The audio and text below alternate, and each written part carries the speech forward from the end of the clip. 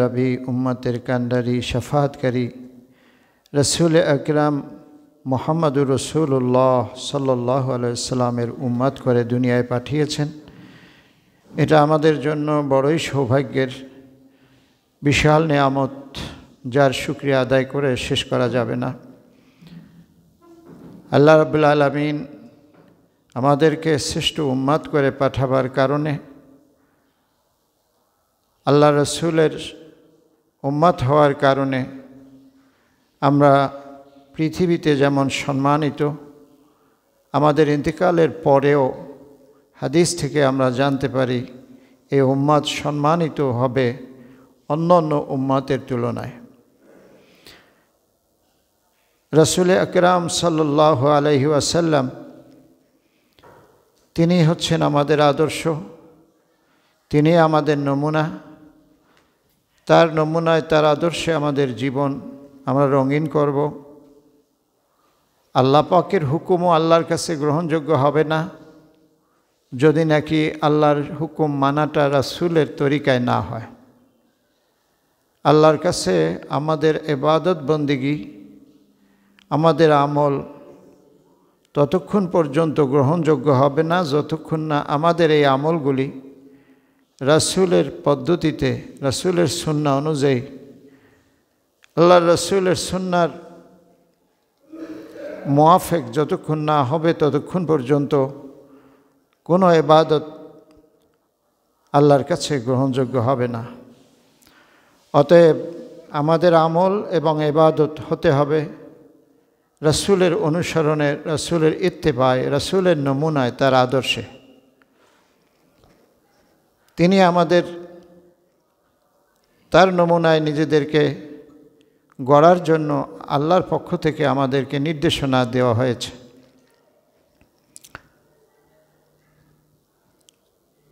যখন রাসূল তোমাদেরকে কিছু দেন তখন তোমরা সেটা গ্রহণ করো, আর রাসূল যা নিষেধ করে তা তোমরা ছেড়ে দাও। মা আতাকুমুর রাসূল ফাখুজুহু, যখন রাসূল তোমাদেরকে দেন তখন তোমরা তা গ্রহণ করো, নেও। ওমা নাহাকুম আনহু ফান্তাহু, আর রাসূল যা নিষেধ করেন তা তোমরা ছেড়ে দাও। এটা হচ্ছে উম্মতের জন্য রাসূল মানার নমুনা। রাসূলকে মানার নমুনা হচ্ছে এই আয়াত, যে যখন আল্লাহর রাসূল আমাদের কিছু নির্দেশ দেবেন আমরা সেটা গ্রহণ করব, তিনি যা নিষেধ করবেন তা আমরা ছেড়ে দেব। এইভাবে রাসূলকে মানা লাগবে। এভাবে যদি রাসূলকে মানা হয় তাহলে আমাদের ঈমান সঠিক জায়গায় আছে।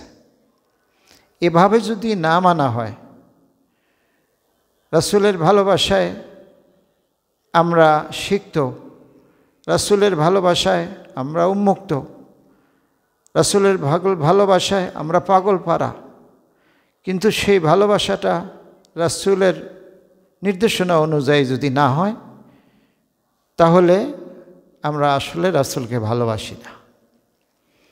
রাসূল ভালোবাসার শর্ত হলো তার অনুসরণ। রাসূলকে ভালোবাসতে হবে তার অনুসরণের মাধ্যমে। কুল ইন কুনতুম তুহিব্বুনাল্লাহ, হে নবী আপনি পৃথিবীবাসী আপনার উম্মতকে বলে দেন, ইন কুনতুম তুহিব্বুনাল্লাহ, তোমরা যদি আল্লাহকে ভালোবাসতে চাও, ফাত্তাবিউনি, তাহলে তোমরা আমাকে অনুসরণ করো। নবী বলছেন তাহলে তোমরা আমাকে অনুসরণ করো।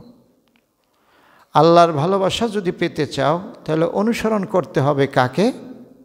আল্লাহর নবী বলেন যে আমাকে। যদি আমাকে অনুসরণ করো তাহলে কি হবে? ইউহিব্বুকুমুল্লাহ, আল্লাহ তোমাদেরকে ভালোবাসবেন। আল্লাহ তোমাদের ভালোবাসবেন, সরাসরি আল্লাহ ভালোবাসবেন। ওয়াগফির লাকুম যুনুবাকুম, এর চেয়েও বড় নেয়ামত, এর চেয়েও তোমার আনন্দের খবর হলো ওয়াগফির লাকুম যুনুবাকুম, তিনি তোমাদের জিন্দেগীর সব গুনাহ এই কারণে মাফ করে দেবেন। তোমরা রাসূলকে অনুসরণ করছো, তার দেখানো পথে চলছো, প্রথমত আল্লাহ তোমাকে ভালোবাসবেন এই কারণে, আর 2 নম্বর তোমাদের পুরস্কার হলো তোমাদের জিন্দেগির সব গুনাহ রাসূলকে মানার কারণে মাফ করে দেবেন। আল্লাহু গফুরুর রহিম।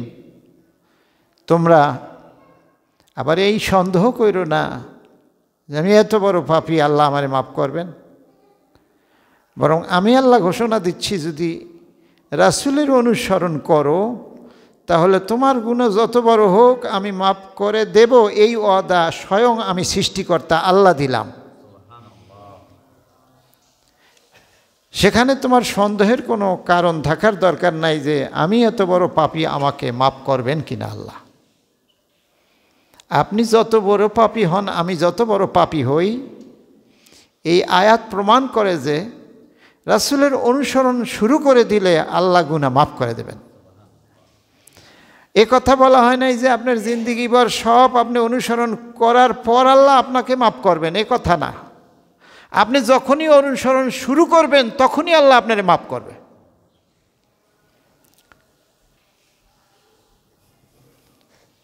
তা আল্লাহর ভালোবাসা এবং আল্লাহর ক্ষমা এটা নির্ভর করে কিসের উপরে?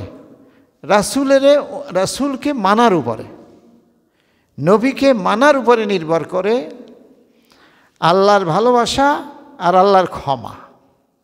তা আমরা আল্লাহর ভালোবাসা এবং আল্লাহর ক্ষমা পেতে চাই তো ইনশাআল্লাহ। যদি আমরা চাই তাহলে কাজ এই দুইটাই আমাদের। প্রথম একটা কাজ, সেটা হলো রাসূলকে মেনে চলতে হবে।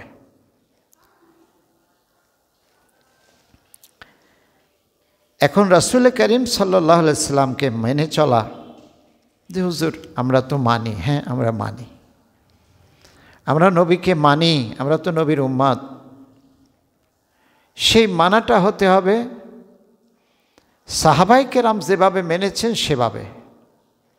রাসূলকে মানারও আবার একটা স্ট্যান্ডার্ড আছে, রাসূলকে মানারও আবার একটা মাপ আছে। রাসূলকে মানার মাপটা হলো আবার সাহাবায়ে কেরাম। কারা? ওনারা যেই তরজে, যেই নমুনায়, যেই স্ট্যান্ডার্ডে মেনেছেন, আমরাও সেই নমুনায়, সেই আদর্শে, সেই স্ট্যান্ডার্ডে আমরা রাসূলকে মানতে হবে। মানাটা শর্তহীন না, মানাটাও শর্তযুক্ত। সাহাবায়ে কেরাম যেভাবে নবীজিকে মেনেছেন, আমরা সেভাবে নবীজিকে মানব ইনশাআল্লাহ। সাহাবায়ে কেরাম নবীজিকে কিভাবে মেনেছেন, তার নমুনা কি? তার নমুনা ইসলামের ইতিহাসে, রাসূলের জীবনীতে, সিরাতুন নবীতে এবং কোরআনুল কারীমেও রয়েছে যে আল্লাহ নবীকে সাহাবায়ে কেরাম কিভাবে মান্য করেছেন, কিভাবে অনুসরণ করেছেন। আল্লাহ পাক পবিত্র কোরআনে বলছেন, আল্লাহু আকবার। ঘুমে ধরছেনি? তাহলে জোরে বলেন আল্লাহু আকবার। পবিত্র কোরআনে আল্লাহ বলেছেন, ফাইন তানাজাতুম ফি শাইইন ফারুদ্দুহু ইলাল্লাহি ওয়ার রাসূল।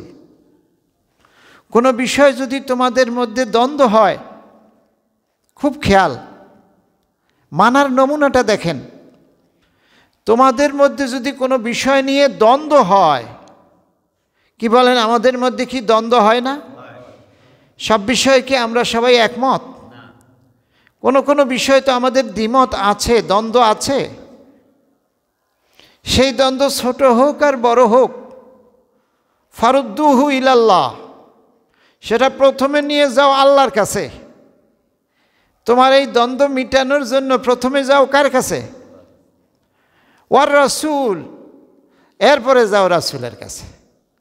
প্রথমে যাও আল্লাহর কাছে, তারপরে যাও রাসূলের কাছে। দেখেন রাসূলকে মানার নমুনাটা কেমন, কিভাবে মানতে হবে। আমি এই আয়াত থেকে সেটা বলার চেষ্টা করছি। ফাইন তানাজাতুম ফি শাইইন, যখন কোনো বিষয়ে তোমাদের মতভেদ হয়, দ্বিমত হয়, ঝগড়া হয়, ফাসাদ হয়, তো এটার তো একটা মীমাংসা চাই নাকি, নাকি ঝগড়া ফসাদ চলতেই থাকবে? এর কি কোনো সমাধান আছে না? তো মোমেনের জন্য সমাধানটা কি? মোমেনের জন্য সমাধান আল্লাহই বাতলে দিচ্ছেন। প্রথমত ফারুদ্দুহু ইলাল্লাহ, সমস্যাটা নিয়ে তোমরা চলে যাও আল্লাহর কাছে। কার কাছে? তো আমরা আল্লাহর কাছে কেমনে যাব? কোন জায়গায় গেলে আল্লাহরে পাওয়া যায়? প্রথম আসমানে? তাহলে দ্বিতীয় আসমানে? তৃতীয়, চতুর্থ, পঞ্চম? তাহলে সপ্তম আসমানে, সিদরাতুল মুনতাহা, এরপরে লা মাকানে, তা আরশে আজিমে। তা আরশে আজিমে আল্লাহর কাছে আমরা যাব, আমাদের কি দাওয়াত করেছে? এই পথ কি আমাদের সিনে আছে? এই পৃথিবীতে আরশে আজিমে যাওয়ার মতো সৌভাগ্য আল্লাহ পাক কাকে দিয়েছেন? মুহাম্মদুর রাসূলুল্লাহ। আর কাউকে দেন নাই, কোনো নবীকেও দেন নাই। আপনি আমি তো অনেক পরের কথা, কোনো নবীকেও আল্লাহ ওই আরশে দাওয়াত দিয়ে নেন নাই। তাহলে আল্লাহ বলছেন যে কোনো সমস্যা, ঝগড়া ফাসাদ হইলে, ফিতনা হলে, দ্বিমত হলে, দ্বন্দ্ব হলে আল্লাহর কাছে নিয়ে যাও এই দ্বন্দ্ব ফয়সালার জন্য। তাহলে কি করে আমরা আল্লাহর কাছে যাব, যেখানে আমাদের নবী ছাড়া আর কোনো নবী পর্যন্ত ওখানে যেতে পারেন নাই? আমরা এই দ্বন্দ্ব ফয়সালার জন্য আল্লাহর কাছে কি করে যাব? আল্লাহ যখন বলেছেন যে আল্লাহর কাছে যাও, তখন যাওয়ার একটা পথ তো আছে নাকি? আল্লাহ পথ দেন নাই, অথচ বলছে আমার কাছে আসো, এমন কি হয়? পথ তো অবশ্যই একটা আছে। ফারুদ্দুহু ইলাল্লাহ, দ্বন্দ্ব নিয়ে প্রথম চলে যাও আল্লাহর কাছে। কার কাছে? তা আল্লাহর কাছে যাওয়া মানে আল্লাহ যে রায় দিয়েছেন সেই রায়ের কাছে। আল্লাহর রায় কি? আল্লাহর রায় হলো কোরআন। আল্লাহর রায় হলো, তো তোমার এই সমস্যাটা নিয়ে, এই দ্বন্দ্বটা নিয়ে কোরআনের কাছে যাও, তাহলেই আল্লাহর কাছে যাওয়া হবে। কোথায় যাওয়া হবে? ফারুদ্দুহু ইলাল্লাহ। মুফাসসিরিনে কেরাম বলেন আল্লাহর কাছে যাওয়া মানে কোরআনের কাছে যাওয়া। তোমরা কোনো দ্বিমত হলে, কোনো বিষয়ে যদি দ্বন্দ্ব হয়, তাহলে তোমরা কোরআনের কাছে যাও। কোথায় যাও? কোরআনের কাছে কেন যাব? যাব এই জন্য যে আমার দ্বন্দ্বর ফয়সালা দেওয়ার জন্য সন্দেহমুক্ত, নির্ভেজাল যে ফয়সালা দিতে পারে সে হলো কোরআন। সে হলো, আর কেউ সন্দেহমুক্ত নির্ভেজাল ফয়সালা দিতে পারে নাই, পারে না। অন্যরা যা ফয়সালা দেবে, সে যত বড় জ্ঞানী হোক, তার জ্ঞান সীমাবদ্ধ। তার জ্ঞান সীমাবদ্ধ, তার জ্ঞানের একটা শেষ আছে। কিন্তু আল্লাহ পাকের কোরআন, আল্লাহর কোরআন, এটা অসীম জ্ঞান। মানুষ যে ফয়সালা দেবে, সে সামনেটা দেখে পিছনটা ভুলে যায়, ভবিষ্যৎ বুঝতে পারে না। মানুষ সামনেটা শুধু দেখে, পিছন ভুলে যায়, ভবিষ্যৎ সে দেখতে পায় না। তাহলে সে তো সঠিক ফয়সালা দিতে পারবে না।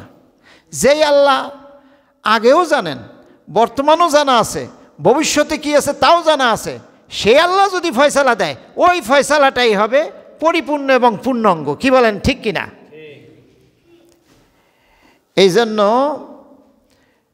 প্রথম ফয়সালার জন্য যেতে হবে আল্লাহর কাছে, মানে কোরআনের কাছে। কার কাছে? আল্লাহর কাছে। এরপরে আল্লাহ পাক বলছেন অর রাসূল।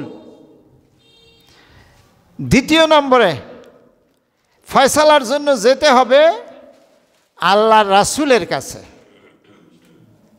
কোথায় যেতে হবে? রাসূলের কাছে। আচ্ছা, আপনারা আমার দিকে মনোযোগ দেন। আচ্ছা, ওইটা রাখবেন, ওইটা আস্তে রাইখে চলে যান, ঠাস করে চলে যান এখান থেকে। নাড়াচাড়া বেশি দরকার, কথা থাকলে পরে বুঝাই বলবেন, এখন ওখানেই থাক। লা ইলাহা ইল্লাল্লাহ,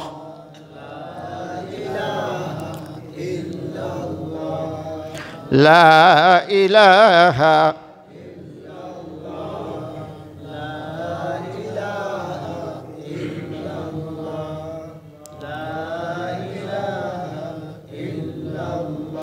আচ্ছা, তাহলে ইবাদত করতে হবে কার মতো করে? কার নমুনায়? আল্লাহ রাসূলের নমুনায়। কার তরিকায়? আল্লাহ রাসূলের তরিকায়। ইবাদতও গ্রহণযোগ্য হবে না, ইবাদতও আল্লাহ নেবে না যদি না রাসূলের তরিকা এবং রাসূলের দেখানো পথ এবং সুন্নাহ অনুযায়ী না হয়। রাসূলের সুন্নাহ কি? রাসূলকে মানার নমুনা কি? রাসূলকে মানার নমুনা হলো সাহাবায়ে কেরাম। সাহাবায়ে কেরামের নমুনাটা কিভাবে, কেমনে মানছে তারা, সেটা আল্লাহ কোরআনে বলছেন। সাহাবীরা প্রথমে কোনো দ্বন্দ্ব হলে, কোনো সমস্যা হলে চলে যেতেন আল্লাহর কাছে। এই আল্লাহর কাছে যাওয়ার জন্য বলছে কে? আল্লাহ নিজে। কেন আল্লাহর কাছে যাওয়া লাগবে? আল্লাহর কাছে যাওয়া মানে কোরআনের কাছে আসা। কেন অন্য জায়গায় যাব না, কোরআনের কাছে কেন যাব? এই জন্য যাব যে এই কোরআনে কোনো সন্দেহ নাই। কোরআন যে সমাধান দেবেন, এই সমাধানটা আল্লাহর সমাধান। আল্লাহর কাছে কেন যাব? এই জন্য যাব যে আল্লাহ আগেও জানেন, বর্তমানও জানেন, ভবিষ্যতেও। কোনো ফয়সালা দিলে ফাঁক ফুকুর থাকবে না। যালিকাল কিতাবুল লা রাইবা ফিহ, এটা ওই কিতাব যার মধ্যে কোনো সন্দেহ নাই, নির্ভেজাল কিতাব। কিয়ামতের আগ পর্যন্ত যেই কিতাবের মধ্যে সামান্যতম সন্দেহ, সংশয়ের কোনো কারণ ঘটবে না, এটা একেবারে নির্ভেজাল, ইনটেক। এই কিতাব যদি কোনো ফয়সালা দেয়, তা ফয়সালাটা হবে পূর্ণাঙ্গ, পরিপূর্ণ। এই ফয়সালায় কোনো সন্দেহ থাকবে। আল্লাহ বলছেন, ওমান আস্তাকু মিনাল্লাহি কিলা, আল্লাহর কথার চেয়ে সবচেয়ে সত্য কথা কার হতে পারে? অর্থাৎ কোরআনের কথার চেয়ে সবচেয়ে সত্য কথা আর কারোই হতে পারে না। তো যেই কোরআন সবচেয়ে সত্য এবং যার মধ্যে কোনো ভেজাল নাই, নির্ভেজাল, এই নির্ভেজাল কিতাব হচ্ছে আল্লাহর ফয়সালা। তাহলে দ্বন্দ্ব হলে আমরা চলে যাব কোরআনের কাছে। আমরা ইনশাল্লাহ রাজি আছি তো?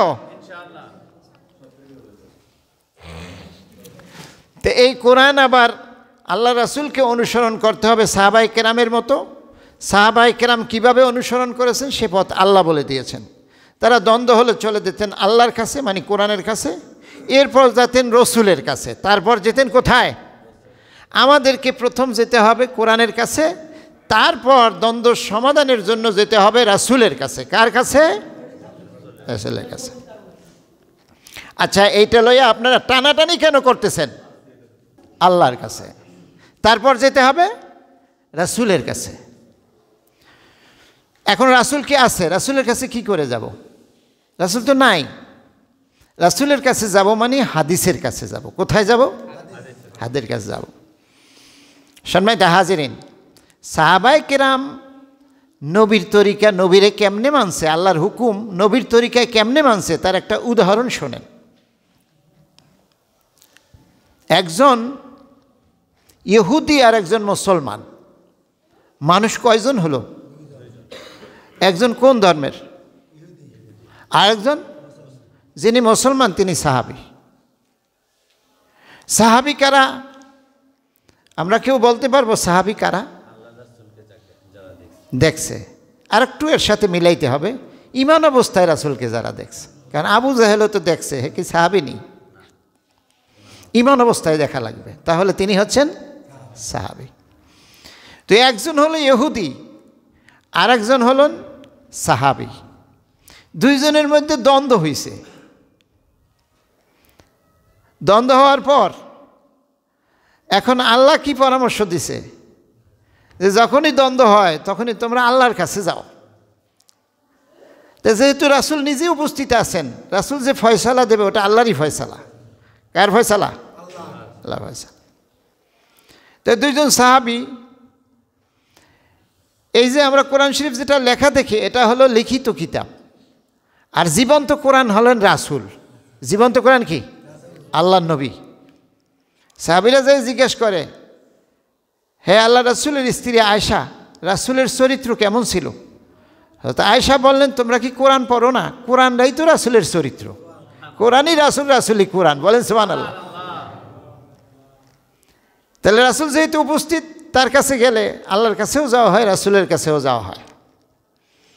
তো এই সাহাবী এবং ইহুদি দুজন আল্লাহ রাসূলের কাছে গেলেন যে, ইয়া রাসূলাল্লাহ, আমাদের মধ্যে এই দ্বন্দ্ব হয়েছে, আপনি দ্বন্দ্ব ফয়সালা করে দেন। আল্লাহ রাসূলের উপস্থিতিতে প্রধান বিচারক হচ্ছেন রাসূল।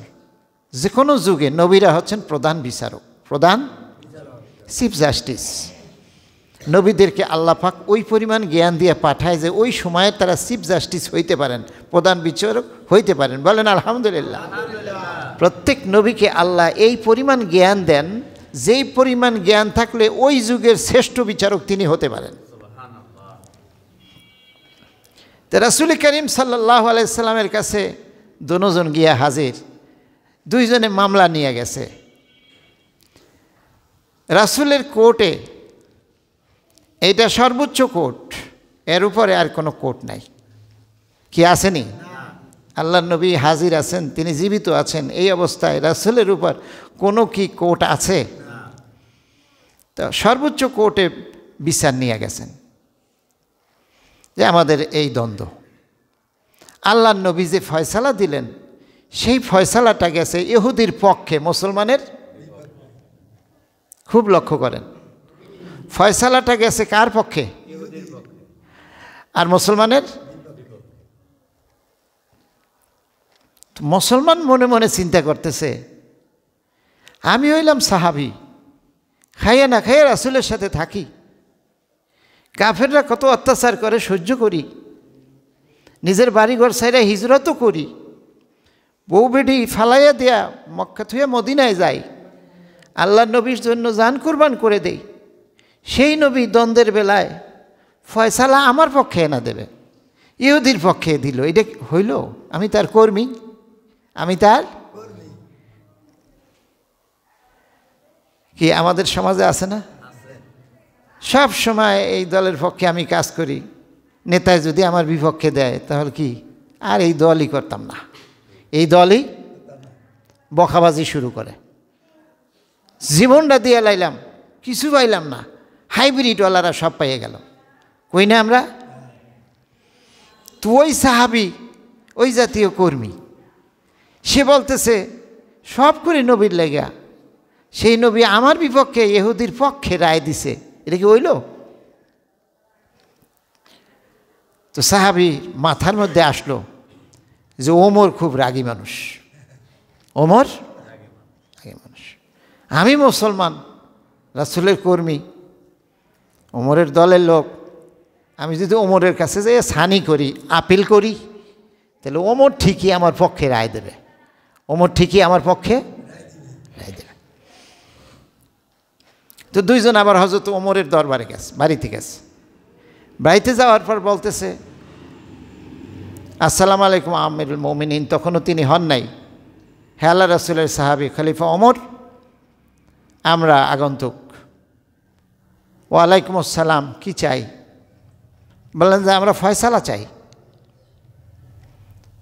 ইহুদি বলতেছে এইটা সানি, এটা আপিল। হয়তো প্রথম কেসটা কোথায় হয়েছিল? ওমর জিজ্ঞেস করে। তখন ইহুদি বলতেছে এইটার প্রথম কেসটা দায়ের হয়েছিল রাসূলের আদালতে। তো ওই রায়ে মুসলমান বলতেছে আমার পছন্দ হয় নাই, আমি সানি করতে আসছি, আপিল করতে আসছি আপনার কোর্টে। তো ওমর বললেন যে কি ফয়সালা দিয়েছেন? এই ফয়সালা দিছে, ফয়সালা ইহুদির পক্ষে, আমার বিপক্ষে, মুসলমান বলতেছে। তো আল্লাহ নবী বললেন যে দাঁড়াও, আমি আসতেছি।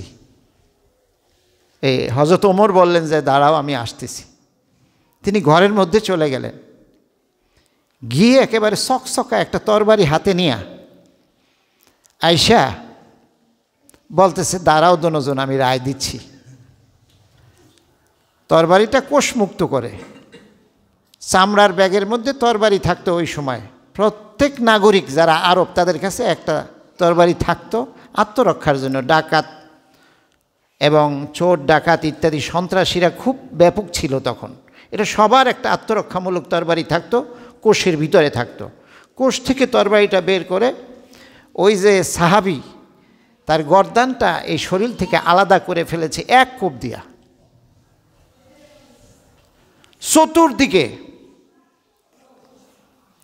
চতুর্দিকে হযরত ওসমানের বিরুদ্ধে রব উঠেছে যে ওসমান একজন মুসলমান হত্যা করেছে, ওসমান একজন সাহাবী হত্যা করেছে, এটা বরদাস্ত করা যায় না। অনেক সাহাবীরা পর্যন্ত আশ্চর্য হয়ে গেছে, কি করে সম্ভব?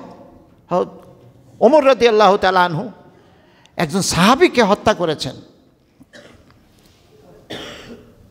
এই যখন অবস্থা, একটা অপপ্রচার শুরু হয়ে গেছে, তখন আল্লাহ পাক স্বয়ং আয়াত নাজিল করেছেন যে ওমর কোন মুসলমানকে হত্যা করে নাই, ওমর যাকে হত্যা করেছে সে কাফের। তোমরা তাকে সাহাবী মনে করলেও তিনি কি কাফের। কারণ কি? রাসূলের ফয়সালা মানে নাই। তার একটাই অপরাধ, রাসূলের পিছনে নামাজ আদায় করেছে, সাহাবীর মর্যাদা পেয়েছেন, সব কিছু ঠিক আছে, একটাই অপরাধ, রাসূলের একটা ফয়সালা মানে নাই। সাথে সাথে আল্লাহ ঘোষণা দিয়েছেন ওমর কোনো মুসলমানকে হত্যা করে নাই, কোনো সাহাবীকেও হত্যা করে নাই, ওমর হত্যা করেছে একজন কাফেরকে। কি বুঝতে পারলেন? ফাইন তানাজাতুম ফি শাইইন ফারুদ্দুহু ইলাল্লাহ ওয়ার রাসূল। যখন কোনো বিষয়ে তোমাদের মধ্যে দ্বন্দ্ব হয়, সেই দ্বন্দ্ব ব্যক্তিগত হোক, সেই দ্বন্দ্ব সামাজিক হোক, সেই দ্বন্দ্ব রাষ্ট্রের হোক, প্রত্যেকটা দ্বন্দ্ব প্রথম আল্লাহর কাছে নিয়ে যেতে হবে ফয়সালার জন্য। 2 নম্বরে যেতে হবে রাসূলের কাছে। যদি কেউ না যায় সে মুসলমান না, তার জুব্বা যত বড় হোক, তার তাহাজ্জুদ রাতে যত রাকাত হোক, তার সুন্নতি দাড়ি যত বড় হোক, আল্লাহ এবং রাসূলের ফয়সালা ব্যক্তি জীবনে, সমাজ জীবনে, রাষ্ট্রীয় জীবনে যদি কেউ না মানে সে মুসলমান না, মুসলমান না, মুসলমান না। কোরআন এবং এই ঘটনা তার জ্বলন্ত সাক্ষী। আপনারা একমত কিনা?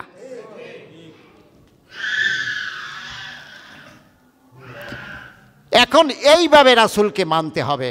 আল্লাহ বলছেন ফাত্তাবিউনি, হে রাসূল আপনি ঘোষণা দেন উম্মতের মধ্যে তারা যেন আপনারে মেনে চলে।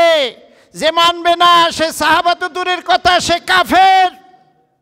আর আমরা তো অনেক দূরের ব্যাপার। ওয়াজ কি বুঝে আসে? ওয়াজ ঢুকে ভিতরে। এই ছাসে নিজেদেরকে আমরা এখন একটু বিচার করি। আমি কয় ইঞ্চি, দেখবেন যে খেলাধুলার জন্য ছেলেদের মাপ নেয় প্রতিষ্ঠানগুলিতে। যারা 3 ফুট তারা A group, 4 foot B group, 5 foot তারা সি গ্রুপ, এরকম একটা থাকে না? এরকম অলের সাথে মাপে।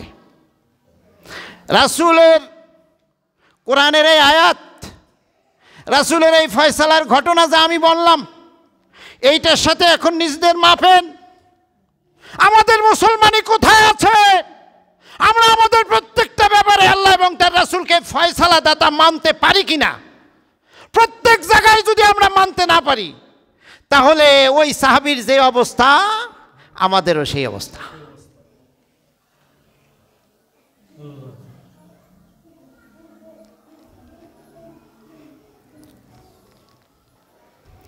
আল্লাহ পাক বলেছেন আল্লাহর সামনে সেজদা নত হও, অবনত হও, নিজেকে নত করে দাও। তার মানে হলো প্রত্যেকটা হুকুমের সামনে নত করা। সেজদা কি শিখায় আমাদেরকে?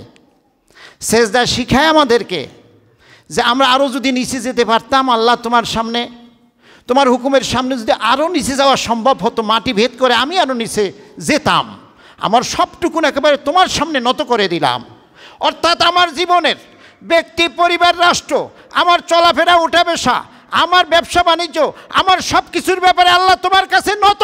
তুমি যেভাবে বলেছো, তোমার রাসূল যেভাবে বলেছেন, সেভাবেই আমি সেজদা নত হলাম। মসজিদে শুধু সেজদা দেই না, আমাকে নত করে দেই তোমার আমার জীবনের সবগুলি হুকুমের ব্যাপারে তোমার সামনে। বলেন সুবহানাল্লাহ। এইটাই হচ্ছে আল্লাহ রাসূলকে মানার নমুনা। আল্লাহ রাসূলকে মানার নমুনা এক কথায়। সেই নমুনার মধ্যে আপনার দাড়ি, টুপি, এটাও এক পর্যায়ে আসবে, সবই আসবে। কিন্তু এটা তো আমাদের কাছে আল্লাহ রাসূলকে মানার একটা নমুনা লিস্টই আছে। আমি কথা বুঝাতে চাই। আমরা জোরে একবার আল্লাহু আকবার বলি। সমাজ, আমরা আলেম ওলামারা একটা লিস্টই তৈরি করছি, নিজেরা করছি, আল্লাহ এবং রাসূল এটা করে নাই। আমরা বাছাই করে একটা লিস্টই তৈরি করছি।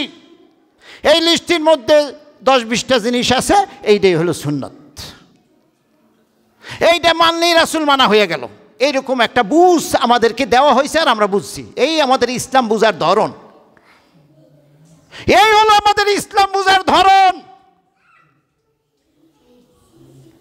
একটা লিস্টির মধ্যে 20টা কাজ উঠাইছে, এইটা যে যে করবে হে রাসূলের সুন্নাত মানছে। অথচ আল্লাহ বলছেন তোমার জিন্দেগির সমস্ত জায়গায় আল্লাহর নবী যেভাবে বলছে সেইভাবে চলা, এইটারে কয় সুন্নাত মানা। এটারে কি কয়? সুন্নাত মানে পথ। তিনি হচ্ছেন সাইয়্যিদুল মুরসালিন, আল্লাহ রাসূল হচ্ছেন সর্বশ্রেষ্ঠ লিডার, যিনি পথ চেনে, যিনি পথ দেখায় আর অনুসারীদের নিয়ে সেই পথে যিনি চলে, তিনি হলেন লিডার। লিডারের গুণ হলো 3টা। কয়টা? যিনি পথ চেনে, কোন পথে যাইতে হবে বুঝে। 2 নম্বরে সেই পথ দেখায় আর অনুসারীদেরকে নিয়ে সেই পথে নিজে চলে, অনুসারীরাও চলে, নিজেরাও চলে। বলেন সুবহানাল্লাহ। আল্লাহর নবী হচ্ছেন সেরকম নবী, তিনি হচ্ছেন এরকম লিডার। আর অন্যরা যে লিডার, সেই লিডারের মধ্যে ফাঁক ফোকর আছে। তারা যেই পথ দেখায় ওই পথে রাতের বেলা উনি নাও চলতে পারে। দেখাইছে এক পথ, নিজে চলে আর এক পথে। দিনে সুন্দর সুন্দর কথা, রাইতে আর এক কথা। আর নবীরা যে লিডার, সেই লিডারের কোয়ালিটি এই, স্ত্রীকে বলতেছে আয়েশা, দিনের আলোতে রাতের অন্ধকারে আমি মুহাম্মদ সাল্লাল্লাহু আলাইহি সাল্লামের মধ্যে যা দেখো খুইলা খুইলা মানুষের কইয়ে দাও। আমার প্রাইভেট লাইফ বলতে কিছু নাই, আমি যা করি তা তাদেরকে করতে বলি, আর যা বলি তা আমি নিজেও করি। বলেন সুবহানাল্লাহ। এই হচ্ছে লিডারশিপ কোয়ালিটি। এই জন্য নবীদেরকে মানতে হয় নিঃশর্তভাবে, একেবারে অন্ধের মতো। সুবহানাল্লাহিল আযীম, সুবহানাল্লাহিল আযীম, সুবহানাল্লাহিল আযীম। সম্মানিত হাজিরিন, তাহলে আমি আয়াত শুরু করেছিলাম ওইটা যে নবীদেরকে আল্লাহর ভালোবাসা যদি কেউ পাইতে চায় তাহলে নবীকে মানা লাগবে। ইবাদত বন্দেগী যা কিছু নবীর তরিকায় করা লাগবে, নবীর নমুনায় করা লাগবে, নবীর স্টাইলে করা লাগবে। নবী যেভাবে পথ দেখাইছে ওই পথে চলতে হবে, এটাই সুন্নাত কয়। সুন্নাত মানে পথ। আর সেটা কিভাবে চলে? সেটা হলো কোনো বিষয় হলে আল্লাহর কাছে যাইতে হবে। নবীর পথ হলো এই যে আল্লাহর কাছে যাইতে হবে প্রথম সমস্যা নিয়ে, এরপর রাসূলের কাছে যাইতে হবে। তো আল্লাহর রাসূলরে কই পামু? তার মানে কোরআনের কাছে যাইতে হবে আর হাদিসের কাছে যাইতে হবে। যাব কি করে? তার নমুনা হলো ওই যে সাহাবীর ঘটনা, ওই ইহুদির ঘটনা। নমুনাটা এরকম, তাদের কাছে যাওয়ার নমুনা এরকম। যে অস্বীকার করবে তারে আমরা যত বড় বুজুর্গ মনে করি, সে মুসলমানই না, সে কাফের। সে কি? আল্লাহ পাক আমাদেরকে এই কথা দিয়ে নিজেকে মাপার তৌফিক দান করুন। আমরা কত ফুট, আমরা কোন লাইনে আছি, মুসলমান দাবি করার পর আমাদের অবস্থানটা কোথায়? নিজেদেরকে আল্লাহ বিবেক দিছে, বিবেক দিয়ে নিজেদেরকে নিজেরা একটু মাপি। আল্লাহ আমাদের তৌফিক দান করুন। ওয়া আখিরে দাওয়ানা আলহামদুলিল্লাহ।